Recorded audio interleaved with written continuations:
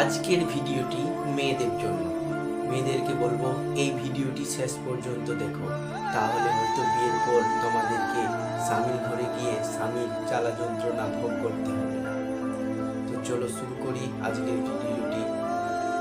মেয়েদেরকে বলছি, বিয়ের পর যদি তোমরা তোমাদের স্বামীকে রাজার হালে রাখো, রাজার মতো করে সম্মান করো, রাজার মতো করে শ্রদ্ধা করো, তাহলে হয়তো তোমার স্বামী তোমাকেও রানীর মতো করে রাখবে, রানীর মতো করে শ্রদ্ধা করবে, রানীর মতো করে যত্নে রাখবে।